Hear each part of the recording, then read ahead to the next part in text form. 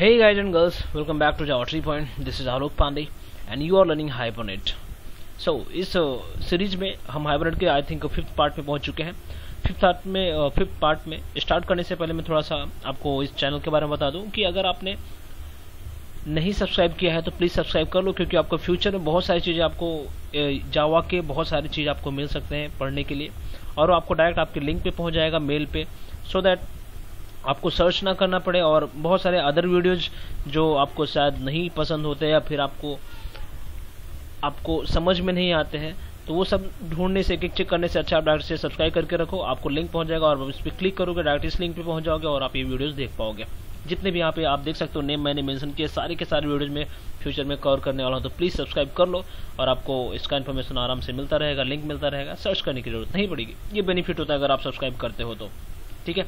And अगर आपने already subscribe किया है तो प्लीज़ इसे शेयर करो, सो दैट मैं यहाँ पे इस चैनल पे और भी रस क्रिएट कर सकूँ और भी पीपल्स इसके बेनिफिट्स ले सके, क्योंकि ये एक्चुअल में हिंदी में है, तो शायद जो इंडिया कंट्री में सबसे ज़्यादा हिंदी ही चलता है। एंड इवन इंग्लिश में बहुत सारे वीडियोज मिल जाते हैं, बट जो हिंदी व्यूअर्स रहते हैं उनको समझ में नहीं आता। हाइब्रिड थोड़ा सा बड़ा है, मतलब एडवांस पार्ट है जावा का फ्रेमवर्क से एक, इसलिए मैंने ये हिंदी में बनाया है, ठीक है। तो चलो हम आगे चलते हैं। और अभी तक हम लोगों ने हाइब्रिड में जो देखा है वो हम लोगों ने ऑटो प्राइमरी की जनरेशन देख रहे थे, वो 10th लेक्चर है, 10th के हम लोग 5th पार्ट में पढ़ रहे हैं और ऑलरेडी हम लोगों ने जो कवर कर लिया है यहाँ पे देख सकते हो मैंने मेंशन किया है असाइंड इंक्रीमेंट आइडेंटिटी। तो ये सब है क्या, अगर आप ये पहली बार देख रहे हो ये वीडियो तो पहले इसके पहले वाला यानी फर्स्ट पार्ट देखो 10th का, तभी आपको ये समझ में आएगा, नहीं तो ये सब बिल्कुल समझ में आने वाला नहीं है। तो please visit first video and watch that carefully, okay. आज जो हम पढ़ने वाले हैं वो सीक्वेंस रहेगा। हम लोगों ने ऑलरेडी पढ़ लिया है आइडेंटिटी, इंक्रीमेंट, असाइंड, ये तीनों वीडियो ऑलरेडी देख चुके हैं। आज देखेंगे सीक्वेंस कैसे काम करता है। सो जैसे कि हम लोगों ने पहले पढ़ा है, तो आज हमारा अगर असाइंड यूज करें तो मुझे आईडी मैन्युअली पास करना पड़ता है, और अगर आप इंक्रीमेंट यूज करते हो तो हमारा एप्लीकेशन खुद रिस्पॉन्सिबल होता है हर आईडी को एक एक 1 by 1 इंक्रीमेंट करने के लिए। अगर आप यूज करते हो समथिंग आइडेंटिटी तो हमारा डेटाबेस टेबल रिस्पॉन्सिबल होता है। यहाँ पे देख सकते हो मैंने पास भी किया, डेटाबेस टेबल रिस्पॉन्सिबल होता है आईडी जनरेट करने के लिए, क्योंकि वो और ये सब में सपोर्ट नहीं करता है। MySQL में, DB2 में जो भी ऑटो इंक्रीमेंट सपोर्ट करता है वही, आई मीन Oracle को ये सपोर्ट नहीं करता है, ठीक है। अब हम पढ़ेंगे सीक्वेंस प्राइमरी की generator.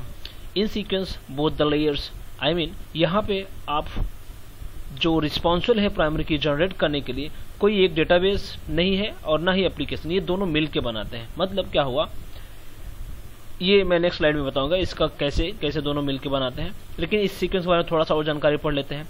Sequence is a database object that generates incremental integers on each successive request.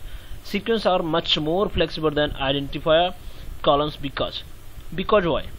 आप टेबल बनाते हो, टेबल के अंदर एक आईडी जनरेट करते हो, आईडी नाम का कॉलम बनाते हो, और उसमें ऑटोमेटिक अगर आप MySQL वगैरह यूज करें तो ऑटोमेटिक इंक्रीमेंट तो होता जाता है। लेकिन अगर आप दूसरा टेबल बनाते हो तो क्या आपको वही वाला कॉलम आपको फिर से यूज करने को मिल सकता है?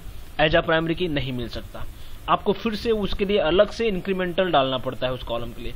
लेकिन अगर आप सीक्वेंस बना रहे हो तो आप उसको अपने टेबल में, मल्टीपल टेबल में वही सीक्वेंस बार बार यूज कर सकते हो।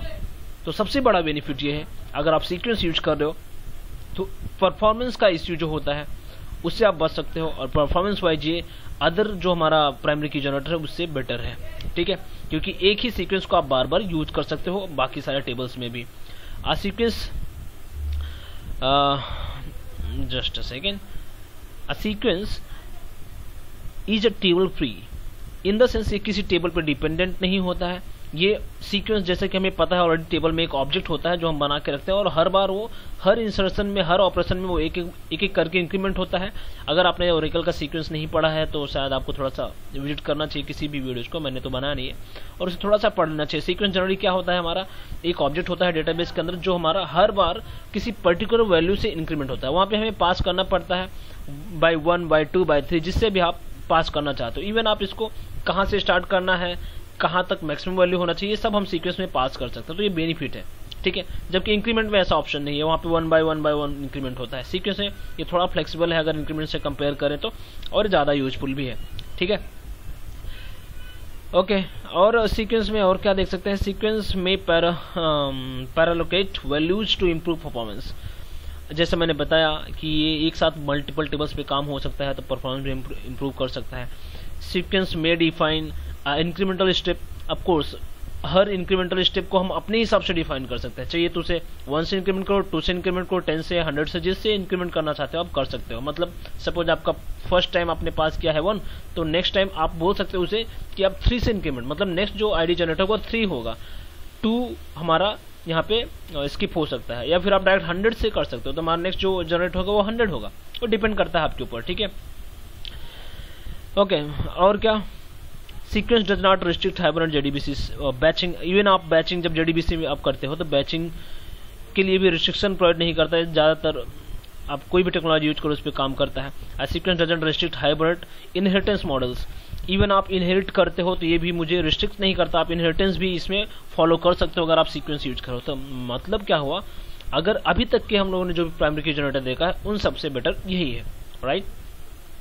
ठीक है, इसका वर्क कैसे करता है थोड़ा सा देख लेते हैं। यहाँ पे मेरे लेफ्ट साइड में एक फॉर्म है, फॉर्म से डेटा उठता है किसी कंट्रोलर को जाता है, वो कंट्रोलर जेएसपी या सॉलिड कुछ भी हो सकता है, और उसी सॉलिड या जेएसपी के अंदर हमारा हाइबरनेट का जो सेशन फैक्ट्री वगैरह जनरेट होता है वो खुद रिस्पॉन्सिबल होता है, यानी हमारा एप्लीकेशन यानी हमारा कंट्रोलर रिस्पॉन्सिबल होता है, फॉर्म से डेटा उठाएगा और डेटाबेस के अंदर सीक्वेंस से डेटा उठाएगा। बाय डिफॉल्ट जब ये सीक्वेंस बनता है तो हमारे डेटाबेस के अंदर हाइब्रिड अंडरस्कोर सीक्वेंस नाम का एक सीक्वेंस बन जाता है जो किसी टेबल के अंदर स्टोर होता है, या फिर इसे ऐसा बोल सकते हैं कि सीक्वेंस है तो ऑटोमेटिक किसी टेबल के ऊपर डिपेंडेंट नहीं रहता है, ये खुद एक ऑब्जेक्ट है। तो ये सीक्वेंस को हमारा जो कंट्रोलर रहता है यानी हमारा हाइबरनेट जो रहता है वो एक डेटा उठाता है, यानी सिलेक्ट करता है, पहले का जो प्रीवियस डेटा है उसे सिलेक्ट करता है और अपने कंट्रोलर के अंदर लाता है। फिर उस दोनों, यानी पहले देखो यहाँ पे जो बीच में हमने लेयर बनाया है हाइब्रिड कंट्रोलर में, उसमें देखो फर्स्ट मैंने 1 पास किया, जो 1 आया है ना वो हाइब्रिड सीक्वेंस से आया है। मतलब हमारा ये जो एप्लीकेशन है वो खुद रिस्पॉन्सिबल है डेटाबेस से हाइब्रिड सीक्वेंस को एक पहले का वैल्यू फेच करता है और उसके बाद 1 इंक्रीमेंट करके यहाँ पे लाता है, जो कि हम पास करते हैं एज आईडी। 1 इंक्रीमेंट हो सकता है या फिर 2 हो सकता है, कुछ भी हो सकता है, ठीक है। तो इसमें आप साथ साथ कस्टम सीक्वेंस भी बना सकते हो, ये भी बेनिफिट है। आप टेबल के अंदर सीक्वेंस बना के रख लो आपको जो भी बनाना है, और वहां पे आप सीक्वेंस का नेम ही पास कर सकते हो, ठीक है। यहाँ पे देख सकते हो पहला जीमेल, फिर हमारा कॉन्टैक्ट, सबसे पहले हमारा आईडी है 1, देन हमारा पांडे जी ईमेल, देन हमारा जो कॉन्टैक्ट नंबर है, then query, right, hybrid controller. आगे राइट साइड में देख सकते हो जब पूरा का पूरा डेटा यानी हमारा 4 का 4 डेटा आ गया आईडी के साथ लेके सब, तब वो जाके डेटाबेस में जो हमारा एक्चुअल टेबल रहता है, क्वेरी नाम का टेबल हम लोगों ने बनाया है, तो उसमें जाके सेव हो जाता है। राइट साइड में देख सकते हो, ठीक है, फर्स्ट पांडे जी 0 ब्ला ब्ला ब्ला, राइट। सो कुछ इस तरह से इसका वर्क होता है। तो सबसे पहले एक बार मैं थोड़ा सा फिर से बताता हूँ। फॉर्म से डेटा उठेगा, कंट्रोलर को जाएगा, कंट्रोलर में हमारा सारे एक्सएमएल फाइल लोड होती है, लाइक हमारा HBM एंड कॉन्फ़िगरेशन। जब HBM में जाता है, हमारा लोड होने के टाइम जब HBM में पहुंचता है तो वहाँ पे आईडी में देखता है, अगर आईडी में हमारा पास है सीक्वेंस तो ये तुरंत हमारा एप्लीकेशन सर्वर जो हमारा एप्लीकेशन है वो खुद जाके डेटाबेस के अंदर से सीक्वेंस नाम का यानी हाइबरनेट अंडरस्कोर सीक्वेंस नाम का जो सीक्वेंस है उससे डेटा फेच करता है, पहले का डेटा, उसके साथ जिससे इंक्रीमेंट करना रहता है, हो सकता है 200 कुछ भी हो सकता है, उससे इंक्रीमेंट करके हमारे एप्लीकेशन को देता है। फिर हमारा एप्लीकेशन पूरा का पूरा डेटा एक साथ सेव कर देता है टेबल के अंदर, यानी हमारा सीक्वेंस इंडिपेंडेंट है, किसी टेबल के ऊपर डिपेंडेंट नहीं है। देख सकते हो यहाँ पे मैंने 2 अलग अलग ऑब्जेक्ट बनाए हैं, एक क्वेरी टेबल, एक हाइब्रिड सीक्वेंस। तो क्वेरी टेबल तो हमने बनाया था पहले से, उस पर ही हम काम कर रहे हैं तो उस पर ही काम करेंगे आगे, ठीक है। सो नेक्स्ट स्लाइड में देख सकते हैं यहाँ पे किस तरह से हमें एक्चुअल में सीक्वेंस का रहता है। V2 sequence we will work, okay, थोड़ा ध्यान दो। ओरेकल डेटाबेस पे हम काम कर सकते हैं, MySQL में भी काम कर सकते हैं, इससे फर्क नहीं पड़ता है। फॉर्म है, फॉर्म के लिए मैंने एक बीन क्लास बनाया, फिर मैंने यहाँ पे बनाया है हाइब्रिड मैपिंग फाइल। मैपिंग के अंदर आपको पास करना है सीक्वेंस, कहाँ पे, ID name ID generator class sequence, right. I hope इतना समझ में आया होगा प्रॉपर। सीक्वेंस सपोर्ट किसको किसको करता है, ज्यादातर डेटाबेस जो भी है सबको सपोर्ट करता है, चाहे ओरेकल हो, SQL सर्वर हो या फिर DB2 हो, HQL, MySQL, व्हाटएवर, क्योंकि सीक्वेंस तो हर एक डेटाबेस में बनता है। अगर सीक्वेंस हर डेटाबेस में बनता है तो आराम से हम ये बना सकते हैं, यानी हमारा डेटाबेस सीक्वेंस बना सकता है हमारा एप्लीकेशन के थ्रू, एप्लीकेशन हमारा उसे फेच करके वापस डेटाबेस में सेव कर सकता है, ठीक है, अदर टेबल में। So that's all, let's jump into NetBeans. NetBeans में चलते हैं और देखते हैं हमारा ये कैसे वर्क करता है। या फिर मैं इस वीडियो को आगे कंटिन्यू करूँ नेक्स्ट लेक्चर में, यही आई थिंक अच्छा रहेगा ना सीक्वेंस का। हाँ यही अच्छा रहेगा, क्योंकि फिर ये वीडियो बड़ा हो जाएगा। मैं नेक्स्ट वीडियो में डायरेक्ट नेटबीन्स में चलूँगा और वहाँ पे प्रोग्राम करके देखेंगे, चेक करेंगे। ठीक है, इस वीडियो को यहीं पे ख़त्म करते हैं। और क्या, हाँ अगर आपको ये वीडियो पसंद आया हो तो like, subscribe, all that I hope वो ऑलरेडी पता होगा आपको, मुझे बताने की भी ज़रूरत नहीं है, राइट।